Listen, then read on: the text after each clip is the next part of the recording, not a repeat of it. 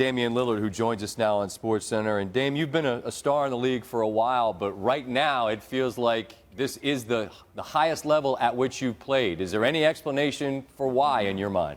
I think the best explanation is probably just experience.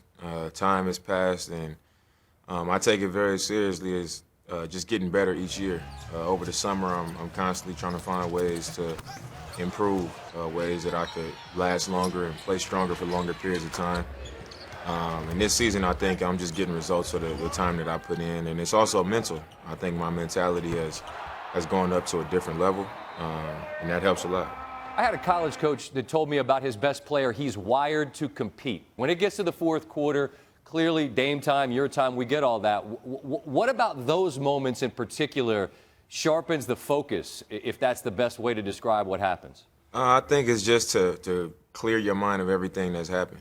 Usually when we get to that point, the only thing that's on my mind is what's happening right now. You know, all that matters is that moment. You know, what can you do to help your team win the game? So I just try to lock into the moment, you know, and I got 100% confidence in myself to make that happen.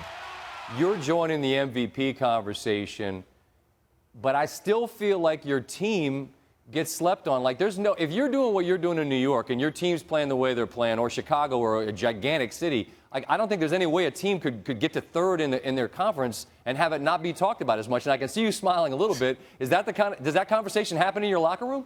It hasn't, and I think the reason it hasn't is because it's kind of expected.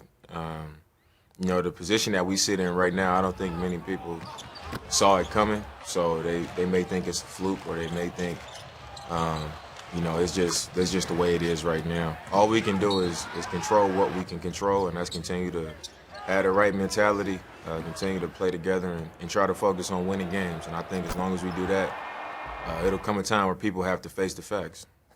Well, that's the best thing about me doing my show Midnight East Coast, is that at least I've got your games the problem, though, is you screw us up. We got to redo our show when you go and do what you did against the Lakers. We got to change the entire rundown of the show because you're out there doing your thing. That's the price I have to pay, I guess, huh?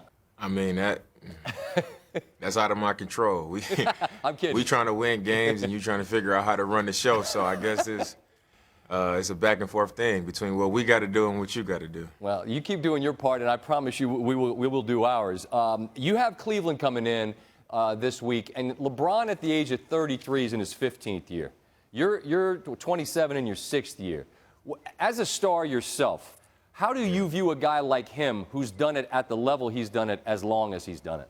I mean, you just have the ultimate respect for him. Just being a guy who's had that hype and all that attention on him since he was a teenager, and actually living up to it and going beyond. So for a guy like LeBron to not only live up to the hype, but to exceed, you know, those great expectations, and to carry it all since the teen all the way to now, and be at the level that he is, not just on the court, but off the court, you know, I think it's special, and he's definitely somebody that should be appreciated more.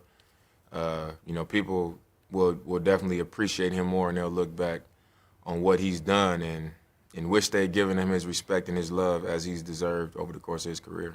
Dame, continued success, stay healthy, and really appreciate you taking the time to visit with us here on the show. Thank you. Appreciate you having me.